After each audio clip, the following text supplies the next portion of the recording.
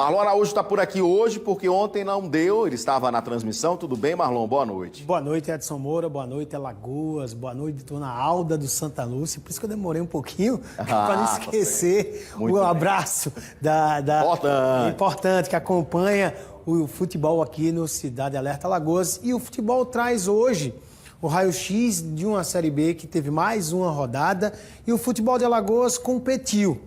2 empates, o CSA empatou com o Vasco da Gama e o CRB ontem foi jogar lá no Couto Pereira, enfrentar o vice-líder da competição Coritiba, que naquele momento há 9 jogos sem saber o que é derrota e viu um CRB competir, sair atrás, ter mais posse de bola no primeiro tempo, mas muito pouca objetividade, finalização. Mas no segundo tempo, depois da expulsão do Natanael, o CRB jogou mais da metade do segundo tempo com um jogador a mais e furou o bloqueio defensivo, que chama a atenção o momento defensivo do Coritiba, mesmo com um jogador a menos. Faz um grande trabalho, conteve, e já nos minutos finais, o Nicolas Careca fez o gol de empate da partida. O torcedor regatiano que assistiu o jogo ficou com aquele gostinho que podia quebrar essa invencibilidade, mas enfrentou um grande adversário. É um adversário brigando com o CRB que briga, ali que briga G4, pela liderança, Edson. Está disputando com o Náutico lá na frente. Está mais um pouquinho à frente. E aí, vamos ver os gols aqui. A gente tem os gols aí do jogo. Jogo lá em Coritiba. Olha a pintura de gol que faz o time do Coritiba. Olha a jogada do Léo Gamalho. Ele tira 2 e faz a assistência para o Igor Paixão colocar a bola na rede. Trabalho tem que ser 50% do gol do Léo Gamalho. Garçom deixou o Igor, ele e o goleiro, e o Igor fez o gol. Aí o Nicolas Careca gira para cima do Luciano Castan, ex-CSA. Deixou o Nicolas dominar, girar, não diminuiu o espaço. A bola foi morrer no fundo da rede, fazendo justiça. O CRB não merecia perder o jogo. O CRB fez um jogo, competiu bastante e conseguiu o empate, 1 ponto. A gente cobrava aqui, Edson Moura, da melhor performance do CRB jogando fora de casa. É verdade. E ele enfrentou o vice-líder da competição, repito, que vinha de 9 jogos sem saber o que é perder e conseguiu roubar 1 ponto, somar 1 ponto. Agora, novamente, joga fora de casa no final de semana, no domingo, contra o Sampaio Correia, lá no Maranhão. E o CSA joga amanhã, Amanhã, enfrenta o Vitória, Esporte Clube Vitória, aqui no estádio Rei Pelé. O CSA precisa recuperar os pontos perdidos contra o Vasco da Gama, perdeu 2 pontos, empatou só com o Vasco, então agora é buscar vencer. O CSA é o 12º colocado e na terça-feira cumpre aquele jogo a menos. Não vou mais falar aqui, o CSA tem jogo a menos. Joga com o Botafogo. Joga com o Botafogo na terça-feira, cumpre esse jogo e aí vai ter os mesmos números de jogos dos demais participantes. Muito bem, mas aí sem perder tempo, vamos agora para o nosso quadro, que é às quintas, mas excepcionalmente hoje, por conta do jogo do CRB ontem, será nessa sexta-feira, tá? Futebol que o povo comenta.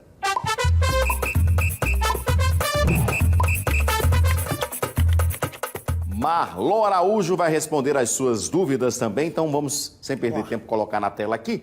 Quais são as perguntas? Solta aí. Boa noite, Marlon, tudo bem? Meu nome é Romildo, eu moro no bairro do Feitosa. A pergunta é, você acha que o CRB tem capacidade de se classificar em cima do Fortaleza na Copa do Brasil? Fala, olha aí, Romildo já está querendo saber do jogo da Copa do Brasil. Semana que vem é já? É quarta-feira contra a equipe... É um jogo só? É um jogo só, quinta-feira, contra a equipe do Fortaleza. Fortaleza é nada mais, nada menos que o terceiro colocado da Série A. Liderou muitas rodadas. O Voivoda chegou no Fortaleza e comanda um momento muito interessante. É uma equipe que está no G4 da competição. Hoje estaria na Libertadores da América da temporada que vem. Então vai ser um time muito difícil para o CRB, mas vale a pena fazer um olhar para trás. Venceu o Cruzeiro, venceu o Palmeiras. Olhando no retrospecto. Então você tem que acreditar. Jogando como o CRB tá jogando bem, é uma competição difícil, são 2 jogos e o CRB vai jogar a primeira partida fora de casa e depois aqui no estádio Rei Pelé. Então vamos torcer, o CRB está competindo muito bem. Acabei de falar aqui que ele enfrentou o vice-líder que vinha atropelando todo mundo e o CRB conseguiu conter e merecia até ter uma melhor sorte na partida. Então, acreditar nesse duelo nordestino que o CRB possa eliminar mais uma potência do futebol brasileiro. Muito bem. Vamos a mais uma pergunta. Coloca na tela. Fala, Marlon. Romário. Queria saber sua opinião aí sobre esses 2 atacantes que o Galo contratou aí, 2 apostas. Não seria melhor apostar na garotada da base, ou se não contratar um centroavante de nome aí para vir reforçar o Galo?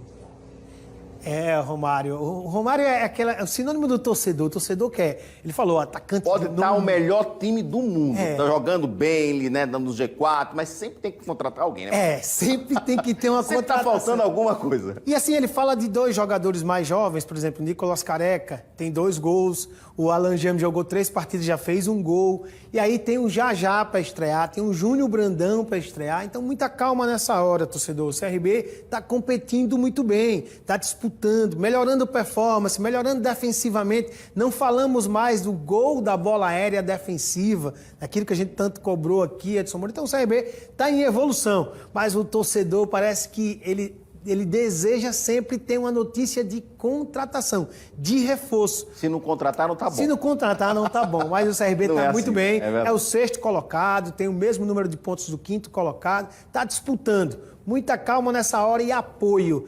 Falando de divisão de base, o Emerson jogou ontem, no segundo tempo, é um jogador do Sub-23 do CRB. Então o CRB vai, aos poucos, mesclando, aproveitando para oportunizar os jovens talentos do seu clube um espaço no cenário do futebol brasileiro, na Série B, na Copa do Brasil. Então o CRB tem sim olhado para a divisão de base. Lógico, tem um elenco qualificado, um elenco equilibrado, vai ser aos poucos, mas não pode ter essa crítica, já que tem jogadores oriundos da divisão de base jogando, como foi o caso ontem do Emerson na partida contra o Coritiba, Edson. Pois é, agora tem uma pergunta do CSA. A Vera quer saber o seguinte, a nossa diretora, abraçando Vera Valério, que está conosco hoje, ela quer saber se o Ney Franco já conseguiu dar a cara dele no time, já para esses próximos jogos agora, Vitória e Botafogo. O Ney Franco, ele tem dado um equilíbrio ao CSA. Porém, jogando fora de casa, ele tem sido melhor. Ele ainda não conseguiu a primeira vitória jogando em casa. Sábado, amanhã, ele tem que tentar buscar essa qualificação. Jogando fora de casa, o Ney tem feito umas estratégias de sair na frente, posicionar e contra-atacar. Jogando em casa, é natural de um time como o CSA propor jogo, propositura de jogo. O último jogo tem, sim, uma fase peculiar, que foi o estádio do gramado, que a gente já conversou aqui, já falou do problema da drenagem. Esperar que não chova, porque a drenagem ainda... Comentei ontem, foi horrível. A drenagem ainda não está resolvida, mas torcer para que não chova e que possa rolar a bola. O CSA tecnicamente tem um bom time, o Vitória vem de um triunfo, para não repetir a palavra vitória assim como a Vitória tratado na Bahia, vem de um triunfo contra a Ponte Preta e vem aqui buscar somar pontos, mas o CSA sabe, se quiser pensar em competir lá em cima, precisa vencer o Vitória amanhã no estádio Rei Pelé, e o Pajuçara Futebol Clube conta tudo, no sábado e no domingo à noite, todas as emoções dos 2 representantes alagoanos na Série B. Imperdível. Marlon, Um abraço. pode estar liberado para o sexto, viu? Sextamos. A Vera liberou. Abraço. Um abraço para você.